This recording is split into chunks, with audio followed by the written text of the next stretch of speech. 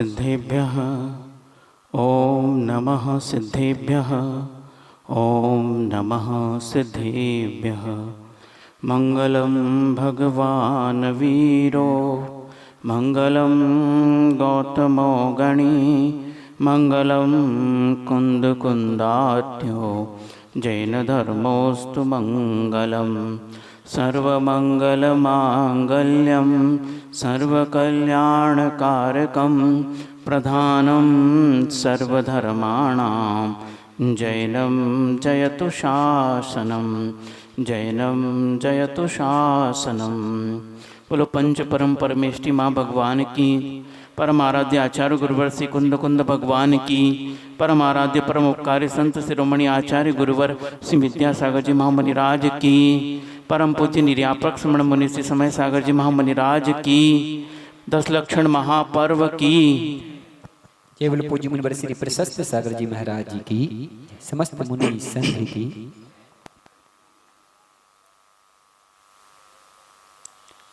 आज उत्तम त्याग धर्म का दिन है और इस अवसर पर एक कवि के द्वारा लिखी हुई कुछ पंक्ति याद आ रही है। और वो इसलिए याद आ रही है क्योंकि उस पंक्ति में उन कवि ने यह रचना की है कि त्याग जो है वह प्रकृति का अटल नियम है। इस त्याग को केवल धर्म ही नहीं, प्रकृति भी स्वीकार करती है। और ये प्रकृति, ये सृष्टि जब से है, अनादि काल से यह प्रकृति और सृष्टि है, तब से उस त्याग की परंपरा चली आ रही है। कवि ने केवल शब्दों में रचना की है, लेकिन प्रकृति उस त्याग को आचरण करके समस्त सृष्टि को दिखाती है कि वस्तुतः जीवन का सुख त्याग में है, संग्रह में नहीं है। इस प्रकार उस पंक्ति में भाव निकलते हैं और ऐसे ऐसे व्यक्तियों को लिया है उसमें कि आप भी आश्चर्य करेंगे कि हम जैसे लोगों का नाम उसमें नहीं आता है, क्योंकि वस्तुतः मानव ने त्याग करना तो बहुत कम सीखा है, संग्रह करना अधिक सीखा है। लेकिन उन व्यक्तियों ने संग्रह करना नहीं सीखा है, केवल त्याग सीखा है। ऐसे उनके जीवन से हमें प्रेरणा लेनी चाहिए। इस प्रकार उस कवि ने उस पंक्तियों में उन व्यक्तियों का नाम भरा है। बहुत सुंदर पंक्तियां हैं। आचार्य ज्ञान सागर महाराज जी भी इन पंक्तियों को दोहराया करते थे। परोपकाराय फलन्ति वृक्षाः, परोपकाराय फलन्ति वृक्षाः, परोपकाराय वहन्ति नद्याः, परोपकाराय दुहन्ति गावः, परोपकाराय शताम विभूति। बहुत सुंदर वर्णन किया है कि जब बीज वपन होता है और धरती की गोद में जाकर धरती उसका पालन पोषण करती है और अपना रस, अपनी शक्ति, अपनी ऊर्जा उस बीज को प्रदान करती है, और वह बीज अंकुरित होकर एक पौधा और पौधे से लेकर एक वृक्ष तक की यात्रा बहुत ही परिश्रम से करता है। और जब वह वृक्ष बन जाता है और कुछ सालों में वह फलीभूत हो जाता है, बहुत ही मीठे मीठे और स्वादिष्ट फल उस वृक्ष पर लग जाते हैं और सबको लगता है वृक्ष कितना वैभवशाली है, इस फलों को वह सेवन करेगा और फिर वह बलिष्ठ और पुष्ट हो जाएगा। सोचना सही है? क्या कहा हमने? सब लोग देख रहे हैं वृक्ष ने बहुत से फल उत्पन्न किए हैं, स्वादिष्ट है, रसीले हैं, पुष्टि करने वाले हैं। ये वृक्ष जो है इन फलों को खाकर बहुत पुष्ट हो जाएगा। लेकिन वह वृक्ष अपने एक भी फल का भक्षण नहीं करता है। फल पककर उसके ही आंगन में, उसके चरणों में गिर जाते हैं, लेकिन फिर भी उन फलों को वो उठाता नहीं है। और जो टाली पे लगे हैं, कई लोग आकर उसको तोड़ते हैं और पत्थर मार के भी तोड़ लेते हैं, लेकिन फिर भी उस वृक्ष ने कुछ नहीं किया, कुछ नहीं कहा, और सभी को वह जो है परोपकार के लिए वो व्यक्ति जो है सभी को बिना किसी शर्त के वह उनको अपने फल प्रदान करता है। इस प्रकार यह पंक्ति कवि ने लिखे हैं कि जो वृक्ष फलित हुआ है वो परोपकार के लिए हुआ है। जिस वृक्ष में परोपकार की भावना नहीं होगी उसमें फल उत्पन्न नहीं होंगे, लेकिन ऐसा कोई वृक्ष नहीं है जिसमें फल उत्पन्न नहीं होते हैं। एक समय आने के बाद जब वो बूढ़ा हो जाए तब की बात अलग है, लेकिन जब तक उसमें क्षमता होती है वो निरंतर अपने वृक्ष में फलों को उत्पन्न करके इस सृष्टि का उपकार करता है और सभी फलों का वह दान कर देता है, त्याग कर देता है, एक भी फल का वो उपभोग नहीं करता है। तो धरती उससे कहती है कि देखो मैंने तुम्हें इतना ऊर्जा, इतना रस, इतना पोषण दिया और तुम उन रस और ऊर्जा तत्वों को अपने में लेकर इन फलों में भर देते हो, तब भी बहुत अच्छा है, मैंने कुछ नहीं कहा, लेकिन तुम इन फलों का उपयोग न करके सृष्टि को बांट देते हो, ये बात ठीक नहीं है। अपने लिए तुमने अपने ही शरीर में, अपने ही आंगन में होंगे हैं और तुम उसका उपयोग न करके सबको बिना कुछ कहे दान दे देते हो, यह ठीक नहीं है। इस प्रकार धरती कहती है और वृक्ष कहते हैं आपने कहा तो ठीक है कि आपकी ऊर्जा के कारण मैं उत्पन्न होकर इतना बलिष्ठ और फलदार हुआ हूं, लेकिन मेरी तो प्रकृति है मात्र देने की, और मैं इस प्रकृति को समाप्त नहीं कर सकता हूं, क्योंकि यदि मैंने अपने स्वभाव को समाप्त कर दिया तो मेरा जीवन ही नष्ट हो जाएगा। क्योंकि यदि मान लो यह फल मैं ही उपयोग करने लगूं, किसी को न दूं, तो मैं कितना उपयोग कर सकता हूं। इस फल के बोझ से क्या होगा, जब यह फल, इतने सारे फल जब उत्पन्न हो जाएंगे और कोई इसका उपभोग नहीं करेगा, तो मैं इतना भारी हो जाऊंगा कि तुम्हारी छाती पर भी बोझ लगने लगूंगा। इसीलिए प्रकृति का दान करना, इस फलों का दान करना मेरा स्वभाव और प्रकृति है। क्या कहा वृक्ष ने, यदि इसका दान नहीं करूंगा, त्याग नहीं करूंगा, तो मैं भारी हो जाऊंगा और भारी होने के कारण तुम्हारे ही छाती पर मैं बोझ बन जाऊंगा। इसीलिए मैं इन फलों का दान कर देता हूं। मैं अपने ऊपर भी और तुम्हारे ऊपर भी धरती उपकार करता हूं। आपने सुना होगा और देखा भी होगा कि जब आम का वसंत ऋतु आती है तब आम में बहुत सी मंजरियां मतलब एक फूल जो है छोटे छोटे से उत्पन्न हो जाते हैं और बहुत मात्रा में होते हैं, इतनी मात्रा में होते हैं कि उसकी कोई गणना ही नहीं है। इस प्रकार उत्पन्न हो जाते हैं और वह वृक्ष देखता है इतने सारी मंजरियां आ गई और ये सभी मंजरियां जो है उगने के योग्य है, सभी फल बनने के योग्य हैं। और यदि मान लो सभी फल बन गई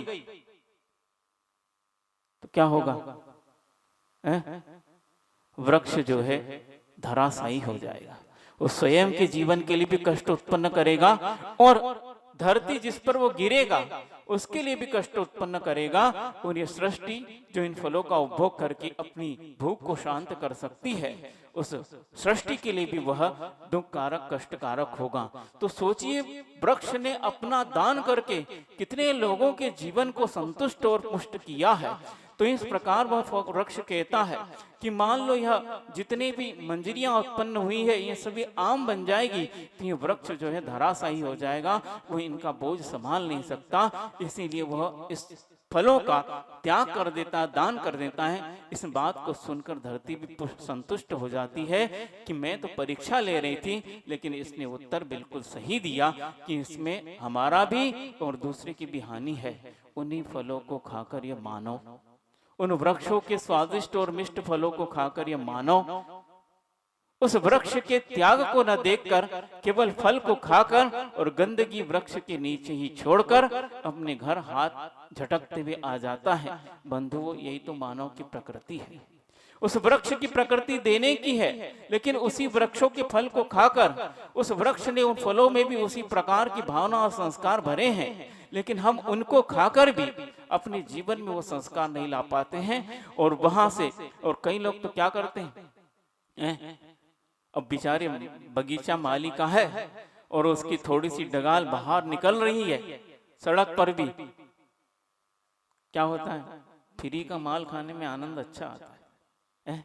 वृक्ष तो वैसे फ्री में दे रहा है, लेकिन हम और फ्री में लेना चाहते हैं, क्योंकि इस प्रकार की हमारा स्वभाव बन गया है। वो वृक्ष तो बिना कहे दान दे रहा है, त्याग कर रहा है, और हम उस त्याग का भी, महान त्याग का भी सम्मान नहीं कर पाते हैं, और उस वृक्ष को पत्थर मारकर उससे फल प्राप्त करना चाहते हैं। और सोचिए, वो वृक्ष जब फल से लद जाता है तो क्या होता है? उस वक्त उसकी जो शाखाएं वो बिल्कुल स्ट्रेट होती है, थोड़ी सी कड़क होती है, लेकिन जैसे ही फलों से लदता है वैसे उनकी शाखाएं नीचे की ओर हो जाती, नंबरीभूत हो जाती। इसलिए होती हैं कि इस मानव को कष्ट न हो और ये सहज रूप से ही मेरे फल प्राप्त कर पाए, इसे चढ़ने का या और कुछ करने का कष्ट न हो। तो बंधुओं, ये देखिए कि किस प्रकार उस वृक्ष ने परोपकार के लिए अपना त्याग किया है। एक वृक्ष और होता है, कौन सा? जिसमें फल तो बहुत मीठे और स्वादिष्ट लगते हैं, और उसका सेवन करने से व्यक्ति को बहुत बल की प्राप्ति होती है, लेकिन बहुत ऊपर लगते हैं। खजूर का पेड़, उसके फल बहुत स्वादिष्ट होते हैं, बहुत बलिष्ठ और पुष्ट होते हैं, उसका आकार भी बड़ा होता है, और उसका काठी जो है बहुत ऊंची होती है, लेकिन वह वृक्ष तो है, लेकिन किसका प्रतीक है? ये भी एक वृक्ष है जिसने अपने फलों के कारण अपने आप को नम्रीभूत किया है, और वो भी एक वृक्ष है, लेकिन उसमें नम्रता नहीं आई है, और वो बहुत ऊंचाई पर लगता है, और उसके फलों का सहज रूप से उपयोग नहीं किया जा सकता है। वह जो खजूर का पेड़ है वह वैभव से संपन्न है, लेकिन वह एक कंजूस व्यक्ति का प्रतीक है। और यह भी वृक्ष है जो फलों से लदे हैं, ये भी वैभव संपन्न है, लेकिन सहज ही अपनी वैभव का दान करते हैं। ये एक त्यागी का, एक ज्ञानी का, एक महान उत्तम त्यागी का प्रतीक है ये वृक्ष, जिसने सहज ही अपना दान दे दिया है। इसीलिए वह धरती माँ भी संतुष्ट हो जाती है कि वस्तुतः इसने मेरे संस्कारों को सही रूप में अपनाया है और अपने जीवन का त्याग किया है। उसके बाद कवि कहते हैं कि और भी वृक्षों की बहुत सी विशेषता है, याद आती जा रही इसलिए कहते जा रहा हूं कि ऐसे भी वृक्ष होते हैं, इन्होंने तो फल दिया है, और फल के माध्यम से व्यक्ति जब भूख लगती तब संतुष्टि होती है और वह संतुष्टि कर लेता है, लेकिन फल का आपके जीवन में एक और बहुत बड़ा उपयोग है, और वह वृक्ष देना बंद कर दे तो व्यक्ति एक सेकंड के लिए भी जीवित नहीं रह सकता है। क्या देते हैं वो वृक्ष? ऑक्सीजन देते हैं। कुछ वृक्ष ऐसे हैं जो रात को ऑक्सीजन देते हैं, कुछ वृक्ष ऐसे हैं जो दिन में ऑक्सीजन देते हैं, और कुछ वृक्ष ऐसे हैं जो दिन रात ऑक्सीजन का उत्सर्जन करते हैं बंधुओं, और वायुमंडल में घुलकर आपकी नासिका में जाकर आपको जीवन दान देती है। यदि आपके जीवन में नाकों के माध्यम से केवल वायु नहीं जाती, उसमें घुली हुई ऑक्सीजन आपके शरीर में जाती है, तब आप जीवित रहते हैं। उस ऑक्सीजन की कमी हो जाए तो फिर क्या होगा? हॉस्पिटल में जाकर कृत्रिम ऑक्सीजन लगानी पड़ेगी, और वहां भी यदि खत्म हो जाए तो फिर तो राम भरोसे कभी भी आपके प्राण जा सकते हैं। सोचिए, यदि वो ऑक्सीजन उत्सर्जन करना बंद कर दे तो क्या होगा? कभी सोचा है? उस पेड़ ने जो त्याग किया है उसके बारे में सोचा है कभी कि उसने ऑक्सीजन देना यदि बंद कर दिया तो सारी सृष्टि समाप्त हो जाएगी, और यहाँ पर केवल मुर्दे ही मुर्दे दिखेंगे, और चील कौवे वो भी नहीं बच पाएंगे, बिना ऑक्सीजन के वो भी नहीं रह सकते हैं, सारी सृष्टि समाप्त हो जाएगी। तो ये बहुत बड़ा त्याग वो पेड़ करता है। और कई पेड़ ऐसे होती हैं जिसमें घरों में लगाने से घर में श्री और कहना चाहिए मानसिक, शारीरिक और कायिक वृद्धि को प्राप्त होते हैं। ऐसे शुभ लक्षणों वाले शुभ सगुन वृक्ष माने जाते हैं, उनको घरों में लगाया जाता है, तो उस घर की श्री की और उस घर में जो है सुखी की वृद्धि, खुशी की वृद्धि होती है, सुख की वृद्धि होती है। ऐसा भी सगुन ग्रंथों में वर्णन मिलता है, ऐसे ऐसे वृक्ष होते हैं। तो इस प्रकार इस सृष्टि को उसने बहुत उत्तम त्याग और दान दिया है। ऐसा वह वृक्ष होता है। और आगे कवि लिखता है कि परोपकाराय वहंती नद्या, ये नदी जो है अपने उद्गम से जब बहती है, कल नहीं परसों आपने नदी की पूरी घटना सुनी है, तो उसी प्रकार यह नदी जो है जब उद्गम से निकलती है उसका लक्ष्य तो निर्धारित है, लेकिन वह इस सृष्टि के बीच से निकलती है और इसलिए निकलती है कि मुझे जाना तो तय है और मेरा लक्ष्य भी जो है तय है और मैं वहां जाऊंगी, इस प्रकार मेरा संकल्प है, मुझे कोई रोक नहीं सकता है। लेकिन इस बीच इस सृष्टि के काम आ जाऊं, उसको अपने जीवन से उनको कुछ दान दे सको तो मेरा भी जो है जीवन कृतार्थ हो जाएगा। और वह इस सृष्टि के बीच से निकलती है और कोई भी उसके तट पर आता है, चाहे वो क्रूर वृत्ति को रखने वाला सिंह भी क्यों न हो, चाहे वह मासूम वृत्ति को रखने वाली गाय भी क्यों न हो, उन दोनों को वह समान भाव से पानी पिलाती है, उसको मना नहीं करती है। इस प्रकार वह किसी भी व्यक्ति को, चाहे वह उसके घाट पर धोबी आकर अपना सारा घर का और पूरे समाज का जितने भी उसके यहाँ जो कपड़े धोने के लिए देते हैं उन सारा मेल उस नदी में बहा दे, लेकिन उसके बाद भी नदी ने उस धोबी को दूसरे दिन आने के लिए मना नहीं किया, तुझे जो करना कर ले, मैं तो जीवन दान देने आई हूँ, मैंने अपना जीवन सर्वस्व त्याग कर दिया है, तुमको जो उपयोग लेना है लीजिए। इस प्रकार व्यक्ति अपनी गंदगी भी वहां छोड़कर चला जाता है। कुछ व्यक्ति वहां पर अपना मुख प्रक्षालन इत्यादि भी कर लेते हैं। एक कोई ऐसा भजन भी आता है, मानो तो मैं गंगा माँ हूं, ना मानो तो बहता पानी। तुमको जो मानना है मानिए, मैं कुछ कहने वाली नहीं हूं। तुमको पानी मानना है तो पानी मान लीजिए, तुम्हें पवित्र मानना है तो मान लीजिए, मैं तो अपने जीवन को इसी प्रकार इस सृष्टि के उपयोग के लिए दान दे चुकी हूं। तो एक बीच में तालाब उसको मिलता है नदी को, और वो नदी की प्रकृति को जानता है, फिर भी वह सोचता है कि कुछ कहने से हो सकता है इसे समझ में आ जाए। वो कहती, देखो तुम्हें उत्पन्न करने वाली वो प्रकृति है जहां से तुम उत्पन्न हुई हो, और उसने बहुत मात्रा में तुम्हें उत्पन्न किया है, लेकिन ये तुम्हारा कार्य ठीक नहीं है कि तुम्हें इतना बड़ा शरीर उसने दिया है और इतना सारा वैभव दिया है, और तुम सारा का सारा पानी अपना जाकर वहां सागर को दे आती हो, और वो सागर जो है इतना सारी नदियों का पानी पीकर भी कभी संतुष्ट नहीं हुआ है। तो ऐसे व्यक्ति को देने से क्या लाभ है? वह जितनी भी तुम उसमें प्रवेश करती जाओगी वो मना नहीं करेगा, वो तो लाला है। लाला समझते हैं? आपके गांव में भी कई लाला होंगे, क्या करते हैं? लाला, बस देने का कोई काम नहीं। तो समुद्र सबसे बड़ा लाला है, आपसे भी बड़ा। तो वह हमेशा आने दो, कभी मना नहीं करेगा, कभी तृप्त नहीं हो पाएगा। कितने भी काल तक नदियां समुद्र में मिलती जाएं, समुद्र कभी तृप्त नहीं होता है। ऐसे व्यक्ति के लिए अपना जीवन क्यों दान दे रही हो? नदी को समझाता है। नदी कहती है, बात तो आपकी ठीक है, पर अभी मेरी प्रकृति ऐसी है कि मुझे देने में ही आनंद और तृप्ति आती है, और मान लो मैं देना बंद कर दूं और अपने जीवन को रोक दूं, तो सोचिए अभी मैं दो किनारे के मध्य में बह रही हूं, और जब मैं अपने जीवन को रोक लूंगी और देना बंद कर दूंगी, त्याग करना बंद कर दूंगी, इसमें इतना पानी बढ़ेगा कि ये किनारे तोड़कर मेरी सारी सृष्टि को तबाह कर देंगे। मेरा त्याग मेरे जीवन के लिए और सारी सृष्टि के लिए एक उपकार है, इसलिए मैं ये त्याग कर रही हूं, अन्यथा मैं त्याग नहीं करूंगी तो सारी सृष्टि में प्रलय मच जाएगा। इसीलिए यह त्याग मेरा निरंतर चालू है।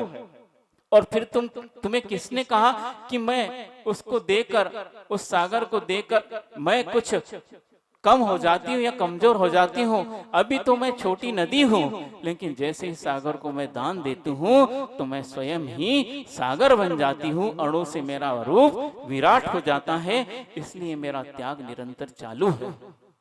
तालाब भी समझ जाता है, ये मानेंगी नहीं, करने दो इनको, समझ में आ जाएगी। लेकिन किसको समझ में आती है? आप ही देखिए, उस तालाब ने एक पानी भी बूंद किसी को दिया नहीं, और पूरा अपना पानी जो है समेट के रखा है। और जब तेज गर्मी पड़ती है, नदी भी थोड़ी कमजोर होती है, उसकी धारा पतली होती है, लेकिन कभी सूखती नहीं, और तालाब जो है सारा का सारा सूख जाता है। अब किसको देखेगा? वो सोच रहा था गर्मी पड़ेगी तो हम देख लेंगे, फिर बताएंगे देखो क्या हो रहा है। उस देखने को लिए बचा ही नहीं, वो ही सूख गया। अब किसको उपदेश देगा। तो इस प्रकार वह तालाब को समझ में आ गई। इस प्रकार उस नदी ने भी अपने जीवन में अपने पास जो वैभव था, जो संपन्ना थी, अपने पास जो गुण थे, उसे पूरी सृष्टि को बांटा और वह एक उत्तम त्यागी मानी गई है। इसी प्रकार आगे और कवि कहते हैं, जिस प्रकार नदी ने अपना जो है दान परोपकार के लिए दिया है, उसी एक प्रकार तिर्यंच भी एक ऐसा है जो परोपकाराय दुहंती गावः, गाव अर्थात गाय जो है वह परोपकार के लिए अपना दुग्ध त्याग कर देती है। कभी किसी गाय को अपना स्वयं का दूध पीते नहीं देखा है। वो गाय जब बच्ची थी तो अपनी माँ का दूध पीती थी और उसके बाद उसके जो बच्चे होंगे उसका दूध पिएंगे, लेकिन उसने स्वयं अपना जब अपना दूध होता है उस दूध का कभी सेवन नहीं किया है। जिस प्रकार नदी ने अपना पानी नहीं पिया है, उसी प्रकार इस गाय ने भी कभी अपना दूध नहीं पिया है। उसका स्वयं का जो बच्चा या आसपास गाय का बच्चा भी उसके पास आ जाए तो उसको प्यार से वो दूध पिलाती है। इसीलिए आचार्यों ने कहा है, धर्मी से किस प्रकार की प्रीति करो, गोवत्स प्रीति सम, जैसे गाय अपने बछड़े को करती है। अपने मतलब वो बछड़े को प्यार करती है, दूसरी गाय का भी बछड़ा आ जाए तो उसे भी सहज भाव से दूध पिला देती है। और मान लो उसके स्वयं के बछड़े ना हो, मानव भी उसके पास आ जाता है, जिस मानव ने उसका पालन किया तो वह भी कृतज्ञ भाव से उस मानव को भी अपना सारा का सारा दूध दान कर देती है, वो सारे दूध का त्याग कर देती है। लेकिन खाती क्या है? सूखी सूखी घास। कभी कभी उसको हरी घास, वो भी बरसात में, छठे चौमासे बोलते ना, कभी कभी मिल जाए, लेकिन प्राय उसे सूखी घास मिलती है। उस घास में ही तृप्त होकर वह उस घास को ही अमृत जैसा दूध बना देती है। और सुनते उस दूध में ऐसे ऐसे तत्व होते हैं जो महान बड़ी बड़ी औषधियों में तत्व नहीं होते हैं। और व्यक्ति जो कहते हैं कि औषधि से भी अच्छा गाय का दूध या गाय का दूध है जो अमृत के समान है, अमृत भी उसके सामने फीका पड़ जाए, लेकिन गाय का दूध उस अमृत से भी महान और श्रेष्ठ सिद्ध होता है, क्योंकि उसमें ऐसे ऐसे तत्व है। कुछ कहते हैं कि उसमें स्वर्ण तत्व भी है। उसका जो पीलापन है, वो पीलापन उसमें स्वर्ण तत्व को निकाल के दिखा दो। कई ऐसे होंगे कि अच्छा स्वर्ण तत्व है, बस अब सोना निकालने की खान मिल गई है, काय खरीद लेंगे, निकल नहीं पाएगा, कितनी भी मेहनत कर लो।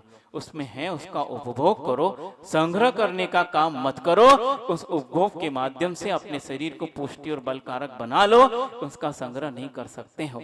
तो इस प्रकार वह गाय भी, इस प्रकार वह सृष्टि को उपकार होकर दूध देती है और वह सारी सृष्टि का उपकार करती है। उसने भी अपना त्याग सर्वस्व सबके लिए दे दिया, लेकिन उसका स्वयं उपभोग नहीं किया है। इस प्रकार इन तीन पंक्तियों में, इन तीन चरणों में उस कवि ने सृष्टि के त्याग का वर्णन किया है। उसने तो केवल शब्द दिए, ये सृष्टि तो वैसे ही त्याग कर रही है। जब शब्द नहीं थे उसके पहले भी वृक्ष ने, नदी ने और गाय ने अपना त्याग धर्म चालू रखा था। उस त्याग धर्म को देखकर उस कवि ने उन पंक्तियों को शब्द बंद किया है। उसने तो केवल शब्द बंद किया है, लेकिन प्रकृति स्वयं इस त्याग का वर्णन कर रही है। लेकिन अंतिम पंक्ति में उस कवि ने जो लिखा है वो कभी कभार होता है, हमेशा नहीं होता है। वृक्ष हमेशा करते हैं, नदी हमेशा करती है, गाय हमेशा करती है, लेकिन अंतिम पंक्ति में उसने इसलिए लिखना पड़ा ताकि इनको देखकर आप भी जागृत हो जाओ, नहीं तो इनसे भी निष्कृष्ट सिद्ध होने वाले हो, इनसे भी जघन्य सिद्ध होने वाले हो। वृक्ष, पानी और गाय से भी आपका जीवन निकृष्ट और जघन्य हो जाएगा यदि ऐसा नहीं कर पाए। इसलिए उन्होंने पहले ही उस पंक्ति में लिख दिया, क्या लिख दिया? सताम विभूति परोपकाराय। सताम पहले लिख दिया, हर किसी की विभूति, हर किसी का वैभव परोपकार के लिए नहीं होता है। जिसका वैभव परोपकार में लग गया है, जिसका अपना स्वयं का स्वामित्व का द्रव्य जो परोपकार में लग गया है, वस्तु तो इस धरा पे वही सज्जन है। बाकी कौन है वो अपने आप समझ ले इन पंक्तियों के द्वारा। जिन्होंने स्वयं अपने वैभव का त्याग किया है, इन्हें प्रेरित करने की जरूरत नहीं है। किसी वृक्ष को उपदेश या प्रेरणा नहीं मिली है, किसी नदी को किसी ने जाके समझाया नहीं है, किसी गाय को जाकर किसी ने मंत्र नहीं फूका कि तुम अपना दूध दान कर दो तो तुम्हारा त्याग धर्म पल जाएगा, किसी ने नहीं कहा। वो तो स्वयं प्रकृति से, नेचर से अपना त्याग करती हैं, लेकिन मानव को समझाना पड़ता है। वो इन वृक्षों के फल भी खाता है, नदी का पानी भी पीता है और यथेष्ट मात्रा में गाय का दूध का भी उपयोग करता है, लेकिन न जाने पता नहीं क्यों वो वृक्ष से, नदी से और गाय से त्याग धर्म नहीं सीख पाया। उसे उपदेश देने की जरूरत पड़ रही है।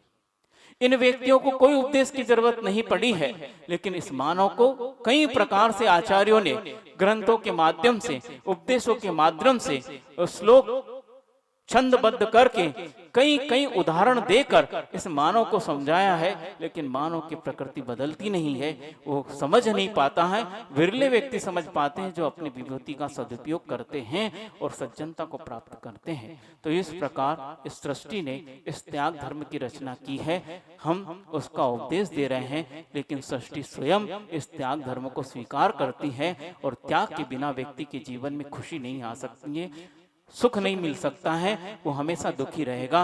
वृक्ष अपना फल का त्याग नहीं करेगा तो अपने जीवन को नष्ट कर लेगा। नदी अपने पानी का त्याग नहीं करेगी, वो सारी सृष्टि के लिए भयानक बन जाएगी। और दूध भी, गाय भी अपना दूध यदि त्याग न करके अपने में रख ले तो उसका जीवन भी कष्टकारक हो सकता है।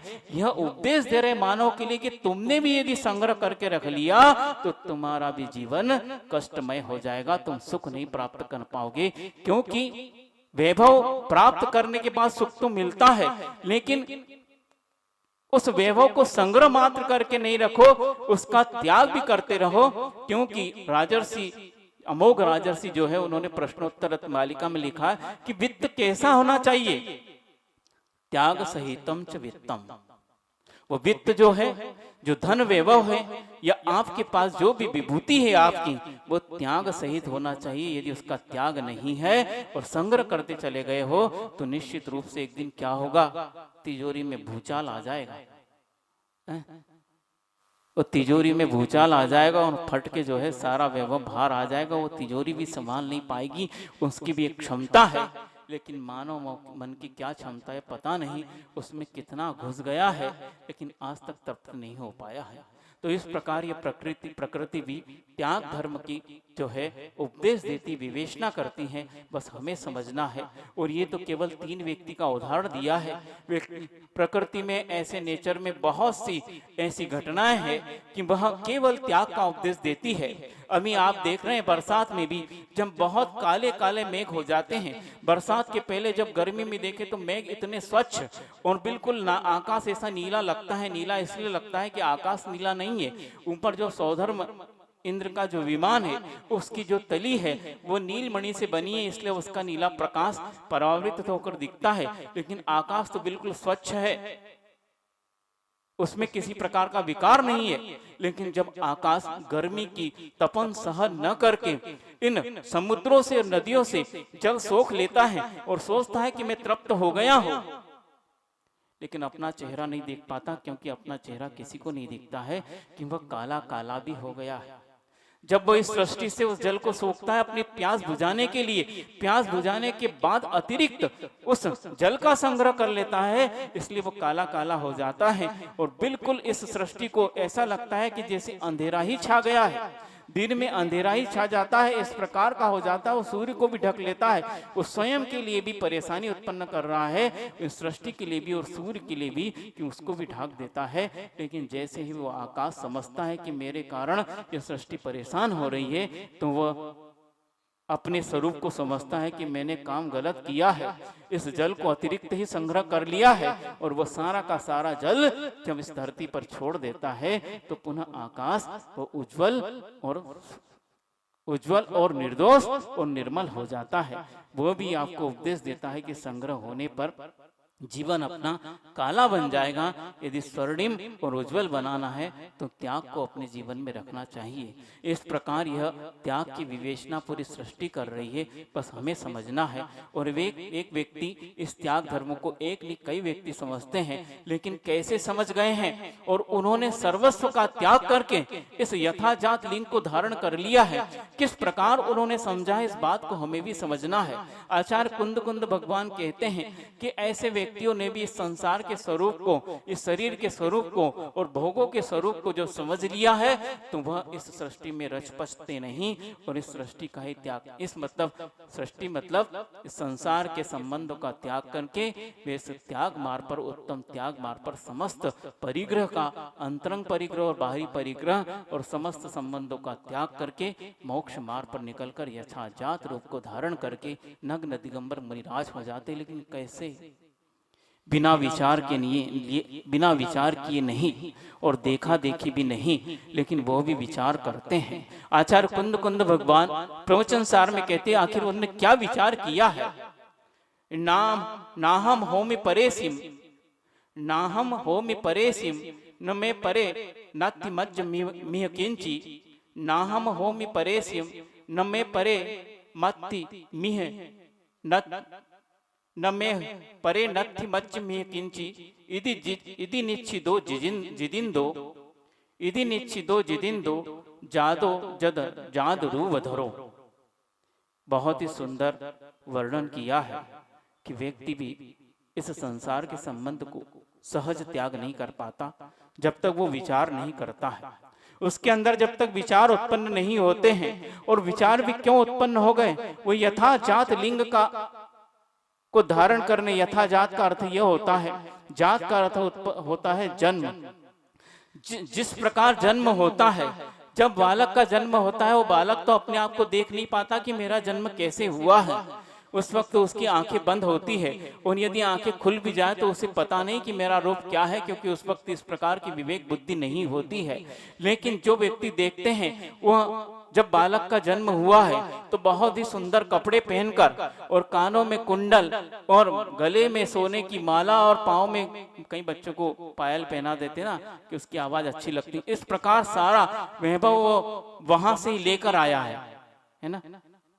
क्यों? जब बच्चे का जन्म होता है तो ऐसे ही होता है, पूरे कपड़े वपड़े बिल्कुल अच्छे से पहन के आया है और पूरे आभूषण। आपको क्या पता, आप नहीं कह रहे हैं, किसी को पता है? किसी ने देखा अपने जन्म होते हुए?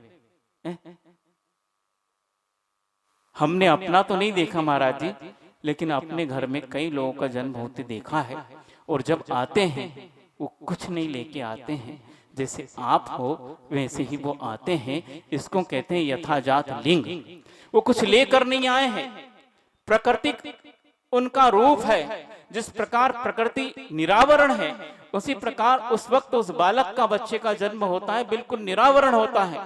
वो कर्म के उदय से इस संसार में आया, उसके आत्मा के साथ बहुत से कर्म लगे हैं, ये तो पक्का है, लेकिन उसका जो भारी रूप है वो बिल्कुल निरावरण, निर्दोष और सुंदर रूप है। इसी का वर्णन आचार्य पूज्यपाद महाराज जी ने अपनी भक्ति में किया है कि यह जो रूप है, नग्नत्व रूप, वह आवरण से रहित होकर निर्दोष और सुंदर होता है। और जो जो रूप आवरण सहित होते हैं उनमें निर्दोषता इसलिए नहीं होती है क्योंकि उसमें कभी भी विकार उत्पन्न हो सकता है। उस विकार को ढकने के लिए ही इस व्यक्ति ने आवरण का संयोग लिया है और अपने शरीर को आवृत किया है। लेकिन जिन्होंने विकारों को जीत लिया है, जिनकी मन में, वचन और काय में विकार नहीं है, चाहे वह चौराहे पर भी खड़े हो जाए, जिन्होंने अपने सारे विकारों को जीत लिया है, उस व्यक्ति को इस वस्त्र की और आवरण की जरूरत नहीं होती है। इन सारे आवरण को हटाकर वो यथाजात निर्गंत और दिगंबर लिंग को धारण करके इस मोक्ष मार्ग में चलने के योग्य हो जाता है।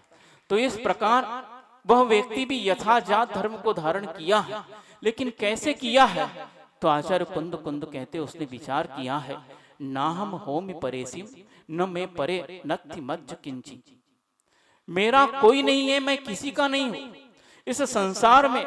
मैं जब पैदा हुआ था, जब पैदा होते वक्त मुझे पता ही नहीं था कि मेरे पास साथ कितने व्यक्ति हैं, मेरे साथ कितनों का संबंध है। और जैसे ही मैं पैदा हुआ तो कई लोगों का संबंध बन गया है, और उसके बाद बढ़ते बढ़ते मेरे संबंध भी बढ़ते चले गए। और जब मैं संबंधों की समीक्षा करता हूं तो पाता हूं कि सारे के सारे संबंध संसार के स्वार्थ की भूमि पर, स्वार्थ की नींव पर टिके हैं। जहां स्वार्थ है वह संबंध है, और जहां स्वार्थ नहीं है वह संबंध विच्छेद होते देर नहीं लगती। और आप यहाँ क्या कहते हैं? तलाक। जब तक स्वार्थ था तब तक लॉक था, लॉक मतलब बंद, और जैसे ही संबंध स्वार्थ खत्म हुआ एक अक्षर और जुड़ गया, तलाक। जब तक संबंध था तब तक लॉक था, मतलब बंद था, बहुत ही प्रेम पूर्वक अनुबंध गाढ़ बंध था, और स्वार्थ पूर्ति हुई और वह तलाक लग जाता है, उस लाख पर भी त लगकर तलाक हो जाता है। इस प्रकार ये सारे के सारे संबंध ये स्वार्थ की भूमि पर डिपेंड है। वो व्यक्ति इन संबंधों के बारे में सोचता है तो ये सोचता है कि देखिए बहुत अच्छे पुराण ग्रंथों में घटना आती कि संसार के संबंध कैसे स्वार्थ पर डिपेंड है, और यह प्रसिद्ध है इसलिए उसी का वाचन करता हूँ, क्योंकि प्रसिद्ध बात है और आपको पढ़ी लिखी है तो बहुत जल्दी समझ में आ जाती है कि जब सीता का जीव तपस्या करके वहां पर अहमिंद्र पद को प्राप्त करता है और अपने अवधि ज्ञान से जिसने हमें परेशान किया था और जिसके कारण मेरे जीवन में बहुत से अपवाद आए हैं और कठिनता आई है, उस व्यक्ति का क्या हाल है। और वो जब देखती है वो सीता का जीव कि वह व्यक्ति अपने पाप कर्म के कारण नरक गया है, तो उसकी करुणा वृद्धि जागृत होती है और उसको जाकर वहां संबोधन करता है कि यह जो तूने किया है, इस प्रकार का कार्य किया है, शायद तुझे याद है कि नहीं, इसलिए उस कार्य को याद करो और उस नरक का यह जो फल मिला है, तुमने इस प्रकार का मेरे साथ और कई लोगों के साथ इस प्रकार का अन्याय किया है और उसका फल है कि तुम नरक में आए हो। बहुत जल्दी करके, ज्यादा इसको फैलाएंगे नहीं, समय कम है और यहाँ के कार्यकर्ताओं को समय और चाहिए था। तो इस प्रकार वह व्यक्ति जो है वहां पर उसको संबोधन करने गया। देखिए आपको सबको अच्छा लग रहा होगा, देखो सही बात है, करुणा बुद्धि कि उसने उसके जीवन में बहुत परेशानी उत्पन्न की, लेकिन फिर भी उसके जीवन में करुणा बुद्धि उत्पन्न हुई, दया बुद्धि उत्पन्न हुई और उसने उस परेशानी को भूलकर, क्योंकि उस तप का फल उसने अहमिंद्र पद प्राप्त कर लिया, इसलिए कोई दुश्मनी न रखकर उस रावण को समझाने गया है। एक सिक्के के एक पहलू नहीं होती, दूसरा पहलू भी है कि उस वक्त वो रावण को तो संबोधन कर रहा है, वो सीता का जीव, कि तुमने बहुत पाप कर्म किया है, इस पाप कर्म का फल यह है, इसलिए सम्यक दर्शन को धारण करो और ये पाप बुद्धि को छोड़ो, तो ऊपर आके तुम मनुष्य गति में आकर उस सम्यक दर्शन के फल के माध्यम से चारित्र धारण करके मुक्ति जा सकते हो। वो रावण संबोधित होकर उस सम्यक दर्शन को ग्रहण कर लेता है, रावण का जीव रावण नहीं। और वह देखिए अब स्वार्थ कहां पलटी मारता है।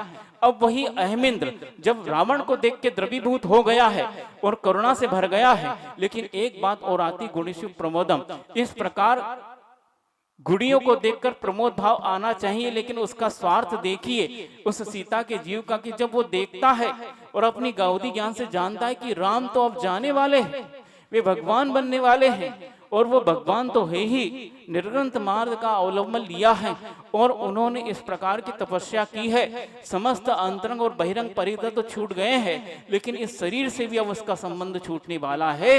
वे राम छपक श्रेणी के योग्य अपनी विशुद्धि को बढ़ा चुके हैं और वो जहां कर वहां अनुमोदना नहीं कर रही है, जय जयकार नहीं कर रही है, वो जीव अब उन्हें परेशान कर रहा है, तुम अभी मत जाओ, अभी इतना तो साथ था,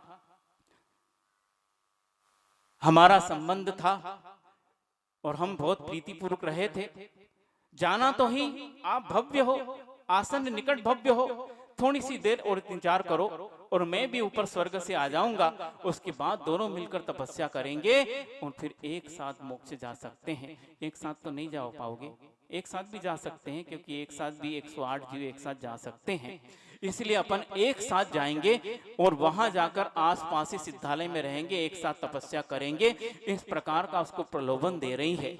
19 कम उम्र में भी, कम उम्र भले ही नहीं थी, लेकिन कहने को इस प्रकार की कठिन तपस्या करके क्या होगा, लोगों को सभी छोटे बच्चे हैं, उनका कौन पालन करेगा, मैं तो चली गई हूं, लेकिन आपको समझना चाहिए और लक्ष्मण भी चले गए हैं, अब उनको देखभाल करने वाला कौन है, भरत भी दीक्षा लेके चले गए, शत्रुघ्न भी चले गए, अकेले लवकुश बचे हैं, आपको उनकी चिंता करनी चाहिए, ये तो बाद में भी हो जाएगा, आपको कोई रोकने वाला नहीं है। इस प्रकार अब उनको परेशान कर रही, समझा रही है, क्योंकि स्वार्थ उदय में आ गया है और स्वार्थ के कारण उस व्यक्ति को भी वह परेशान कर रही है। लेकिन राम तो राम ही है, वो आत्म राम बन गए हैं, अब किसी के सुनने वाले नहीं है। उस वक्त पद्म पुराण में रविशरण आचार्य महाराज ने इस प्रकार का कारुणिक वर्णन किया है कि व्यक्ति का स्वार्थ देखिए, एक जगह संबोधन, एक जगह जो है इस प्रकार का जो है प्रलोभन ये दे रहा है। इसमें व्यक्ति का स्वार्थ महान है। इस प्रकार वो मुनिराज भी सोचते हैं कि संसार में इसी प्रकार की घटनाएं घटती है, सब व्यक्ति अपने स्वार्थ के माध्यम से चलते हैं, इसलिए यहाँ पर मेरा कोई नहीं है और मैं किसी का नहीं हूँ। एक चोर से भी व्यक्ति पूछता है, वह चोरी करके अपने परिवार का पालन करता है और बड़ी प्रसन्नता से उसका परिवार जो है उस चोर की चोरी के सामान का उपयोग करता है और वह व्यक्ति भी जो है बहुत सम्मान का पात्र है, क्योंकि वही व्यक्ति पूरे परिवार की आजीविका चला रहा है। ये व्यक्ति उससे पूछता, भैया तुम चोरी कर रहे हो, मैं चोरी करने के लिए मना नहीं करता हूं क्योंकि तुम मानोगे नहीं, इसीलिए ये सोचो कि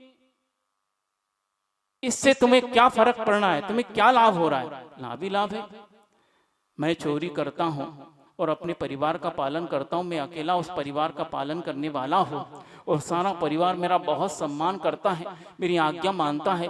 मेरे माता पिता भी मुझे बहुत आत्मीयता और लाड़ प्यार देते हैं, पूरे घर में मेरा सम्मान है। और जब मैं घर जाता हूं, मेरे छोटे छोटे भाई जो है घर में जो है दरवाजे पर ही मेरी प्रतीक्षा करते मिलते और हाथ में पानी का लोटा रहता है। और जिस प्रकार मुनिराज के आप लोग पाद प्रक्षालन करते हैं, इसी प्रकार वे भाई लोग मेरा पाद प्रक्षालन करके मुझे घर के अंदर प्रवेश कराते हैं। एक खटिया बिछी रहती है और अच्छे नरम नरम गद्दे वहां पर मुझे बिठाते हैं। माता पिता आकर मेरी पूछ परख करते हैं, माँ पल्लू से मेरा पसीना पोंछती है। इस प्रकार मेरे और भाई बहनें भी छोटी पंखा झलती है और अंदर भोजनालय से बिल्कुल भीनी भीनी गंध आती है। मेरी पत्नी मेरे लिए गरम गरम भोजन बनाकर तैयार रखती, बहुत सम्मान हो रहा है, इससे और ज्यादा क्या चाहिए। बात तो ठीक है, बहुत सम्मान मिल रहा है क्योंकि परिवार का पालन पोषण कर रहे हो, बहुत अच्छी बात है। पर एक बात मैं पूछना चाहता हूं कि चोरी कर रहे हो ये पाप है, ये तो सारे व्यक्ति जानते हैं और तुम्हें भी पता है, और एक दिन पुलिस तुम्हें पकड़ लेगी। हाँ पकड़ सकती है, पर उनकी पकड़ में आऊं तब तो मैं बहुत चतुर हूँ। कोई बात नहीं, पाप का बड़ा एक दिन तो भरता है और कभी न कभी वो फूटेगा। इसीलिए जब तुम्हें पुलिस पकड़ के ले जाए तो बताइए तुम्हारे घर में तुम्हारे भागीदार इस सजा के कौन कौन होंगे? कौन तुम्हारे बदले जेल जाने को तैयार हो जाएगा? सब हो जाएंगे जिसको मैं कहूंगा, क्योंकि मैं अकेले कमाने वाला हूं। यदि मैं चला जाऊंगा तो परिवार का भरण पोषण नहीं होगा, इसलिए कोई भी अपने जीवन का त्याग करने को तैयार हो जाएगा और उत्तम त्यागी बन जाएगा। देख लेना, कोई बात नहीं, अब पूछ के आ जाओ। पूछने जाता बड़े विश्वास से, द्वार पे ही भैया लोगों के दर्शन हो जाते हैं। शुरुआत कर देता है, भाई लोगों बहुत सेवा करते हो, मेरी बहुत आज्ञा मानते हो और मैंने तुम्हारे जीवन में जो है तुमने मेरे जीवन में बहुत सम्मान किया है। तो यदि मान लो मुझे यदि पुलिस पकड़ने आ जाए तो तुम लोग तैयार हो सकते हो ना? क्योंकि मैं चला जाऊंगा तो इस परिवार का पालन पोषण कौन करेगा? वो भैया लोग बोलते हैं, भैया मजाक क्यों कर रहे हो, ऐसा तो कभी होगा नहीं। नहीं होगा नहीं, लेकिन हो जाए तो क्या होगा? क्या होगा? देखो भैया, आप बड़े हो, आज तक आपने हमारे जीवन का कष्ट हरण किया है। हमें जब भी कष्ट आता था आप अपना सीना तान कर हमारे सामने खड़े हो जाते थे। जीवन में हमें किसी प्रकार का दुख नहीं होने दिया। हमें अपने भाई ने अपनी संतान की तरह आपने पालन किया है और आप बहुत विवेकशील हैं। क्या कोई बड़ा भाई ऐसा हो सकता है अपने जीवन में अपने छोटे भाई के लिए कोई कष्ट दे दे? समझ रहे हो आप? वो उसी को उपदेश दे रहे हैं। कोई बड़ा भाई ऐसा हो सकता है अपने छोटे भाइयों को कष्ट दे दे? वो तो जब छोटे को यदि कोई सजा होने को हो तो बड़ा स्वयं आगे आकर कि मैं उसका गुनहगार हूं, मुझे ले जाइए, भले वो गुनहगार न हो, इस प्रकार का करता है। और आप हमको छोटे होकर हमें ही सजा में फंसा रहे हो, क्या आपको शोभा नहीं देता है? इस प्रकार कह के वो भी समझ गया, हाँ पाठ मिल गया। कोई बात नहीं, तुम भाई बहन हो, लेकिन मेरे माता पिता मुझे उत्पन्न किया है, वो तो मेरा साथ देंगे। इस प्रकार वो माता पिता से भी पूछता है ये प्रश्न। माता पिता भी कहते हैं, बेटा अभी तक तुमने सेवा की है और अब ये वृद्धावस्था आ रही है और वृद्धावस्था में तुम हमसे इस प्रकार का कार्य करवाओगे? हैं? वृद्धावस्था में तो बेटे का कर्तव्य होता है कि बाप पिता माँ को इस प्रकार पाले जिस प्रकार एक माली फूल की रक्षा करता है।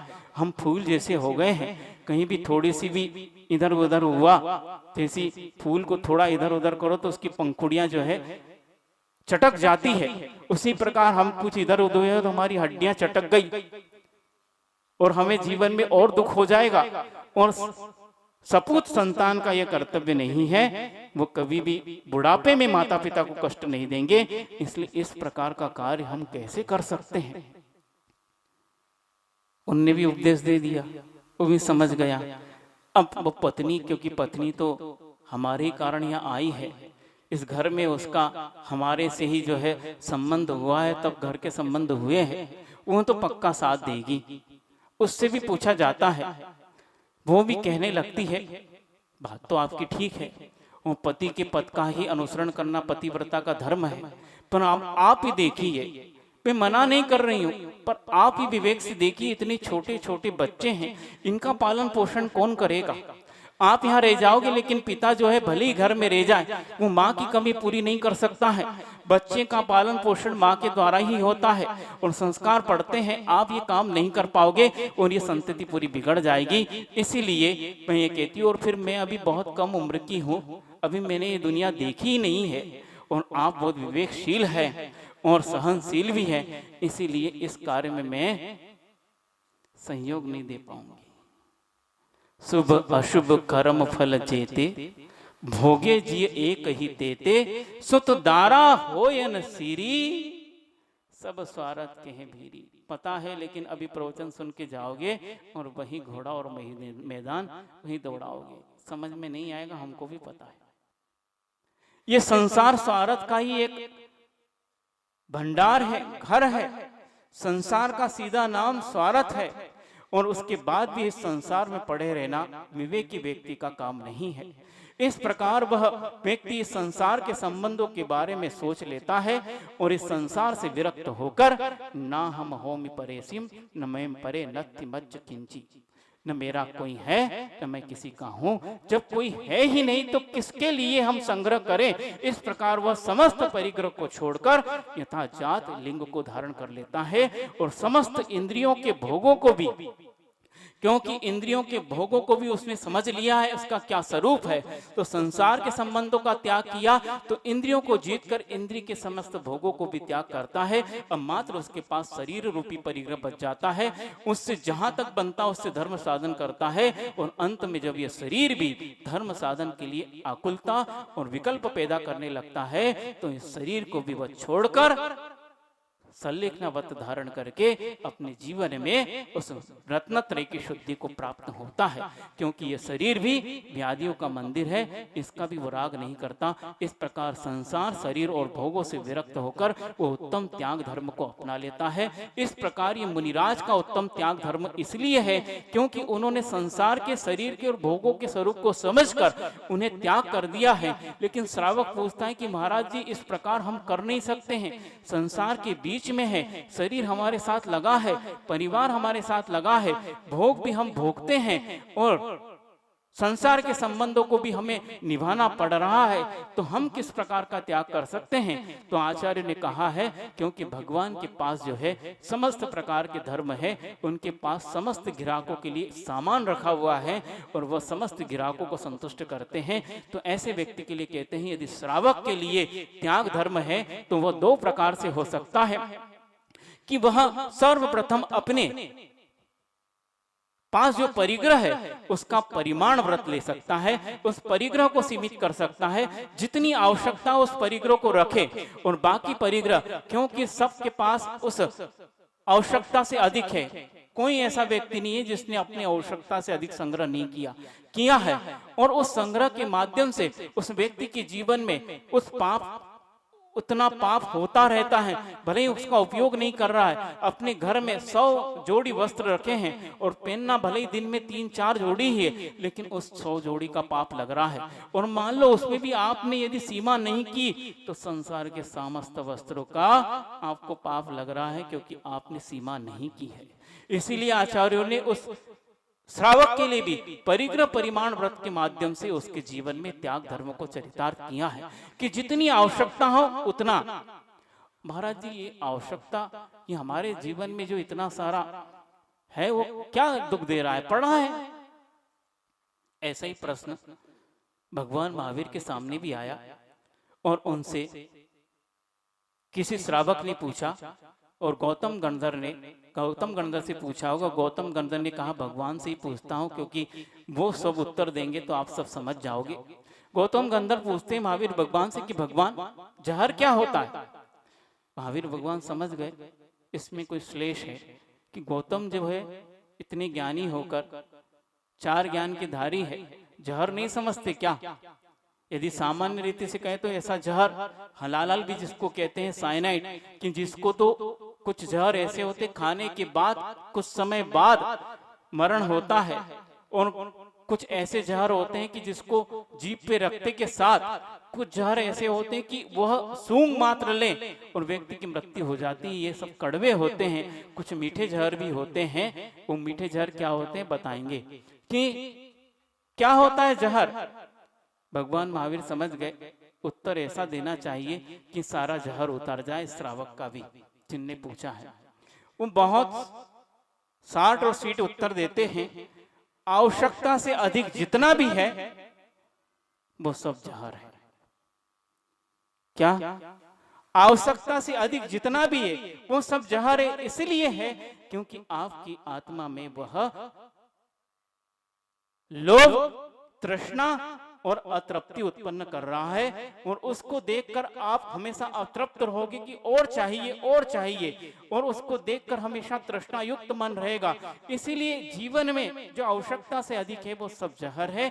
इस प्रकार आज महावीर भगवान ने उसको उत्तर दिया, तो वह श्रावक भी जिसने सुना वह समझ गया वस्तुतः परिग्रह परिमाण व्रत ये हमारे जीवन में भी सुख उत्पन्न कर सकता है। बंधुओं, ये परिग्रह परिमाण व्रत उस महाव्रत का, अब परिग्रह महाव्रत की अभ्यास है। यदि व्यक्ति श्रावक अवस्था में उस परिग्रह परिमाण व्रत का अभ्यास नहीं करता है तो वह कभी भी परिग्रह महाव्रत को धारण नहीं कर सकता है, क्योंकि अपनी आवश्यकताओं को सीमित नहीं कर सकता है। आचार्यों ने उस महाव्रत के अभ्यास के रूप में अणुव्रत को रखा है, और उसके अभ्यास के माध्यम से वो महाव्रत को प्राप्त कर सकता है।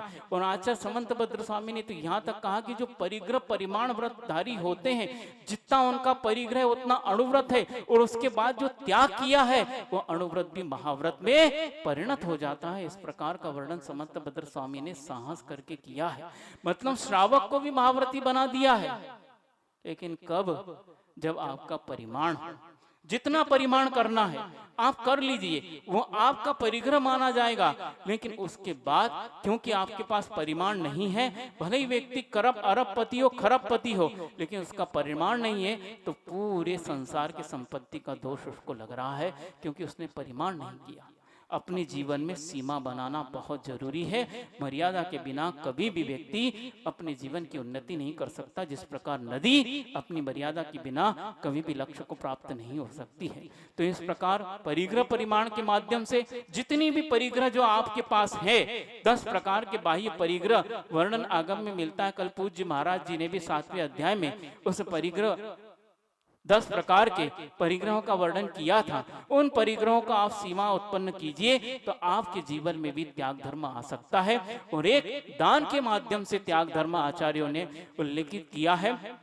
आहार दान, औषध दान, आवास दान और ज्ञान दान, शास्त्र दान, इसके माध्यम से। और आचार्य परमेष्ठी कई बार कहते हैं करुणा दान भी होता है, जिसके माध्यम से सेवा के क्षेत्र में हॉस्पिटल, चिकित्सालय इत्यादि के माध्यम से जो दान दिया जाता है, और शिक्षा के माध्यम से जो शिक्षालय, संस्कारी शिक्षालय खोले जाते हैं, और दया के माध्यम से जो मूक पशुओं की दया के माध्यम से जो गौशाला इत्यादि खोली जाती है, जहाँ मूक पशुओं का, निरीह पशुओं का और कमजोर पशुओं का जहाँ संरक्षण किया जाता है, और जब तक वो मृत्यु को प्राप्त नहीं होते हैं तब तक जिस प्रकार बालक की और एक वृद्ध माता पिता की सेवा की जाती है, इस प्रकार उनकी सेवा करके उनके जीवन को सरल और सुगम बनाया जाता है। तो वो भी एक दान करुणा दान के अंतर्गत आता है, उसका भी उल्लेख आचार्य परमेष्ठी करते हैं। इस प्रकार श्रावक अपने जीवन में अपने संपत्ति का दान देकर उपयोग कर सकता है, और इस दान के माध्यम से भी वह केवल दूसरे का उपकार नहीं कर रहा है, अपना भी उपकार कर रहा है। कल पूज्य महाराज जी ने अनुग्रहार्थम स्वस्यासि सर्गो दानम इस सूत्र की व्याख्या में पूज्यपाद स्वामी ने जिस प्रकार की परिभाषा दी है कि स्व और पर का उपकार होता है। पर का उपकार यह होता है कि उसके जीवन में सम्यक दर्शन, सम्यक ज्ञान और सम्यक चारित्र जैसे गुणों की वृद्धि होती है, और स्वयं के लिए पुण्य संचय होता है, और उसके माध्यम से उस व्यक्ति को भी जिसने दान दिया है, जिस प्रकार निर्ग्रंथ मुनिराज पुण्य के माध्यम से इस मार्ग पर आते हैं, तो वो श्रावक भी इस पुण्य संचय के माध्यम से इस मार्ग पर आ सकता है और आता है। इस प्रकार उसके माध्यम से भी ये सोचिए, इस प्रकार का पुण्य संचय होता है। मान लो आपने मुनिराज को आहार दान दिया और या किसी अणुव्रती को दान दिया, और जिस दिन वो आहार दान आपने दिया वो आहार करके गए और जाकर सामायिक में बैठे, और ऐसा ध्यान लगा कि वो मुनिराज केवल ज्ञान को प्राप्त हो गए, उसमें किसके आहार दान का संपर्क रहा? आपके आहार दान का, और वो छठवां भाग आपको मिलेगा, और उस केवल ज्ञान की विशुद्धि और उसके जो है परिणामों की विशुद्धि कैसी, उसका छठा भाग आप प्राप्त करोगे बंधुओं, वो तो आसन्न भव्य, उसी भव में वो मुक्ति को प्राप्त हो जाएगा।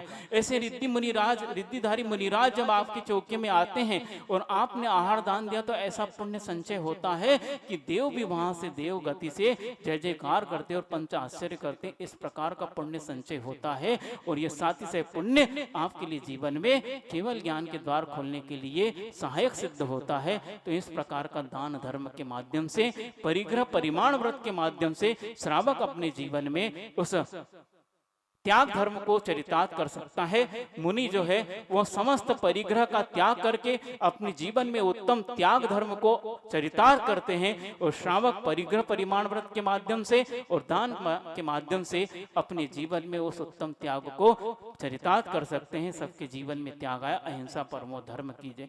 बोधि समाधि परिणाम शुद्धि स्वात्मोपलब्धि शिव सौ की सिद्धि चिंता मणिम चिंतित वस्तु दाने त्वं वंद मानस ममास्तु देवी। द्वादशांग जिनवाड़ी माता की जय। परम पूज्य आचार्य गुरुवर्ष विद्यासागर जी महामुनि राज की जय। परम पूज्य निर्यापक श्रवण मुनि श्री समय सागर जी महामुनि राज की जय।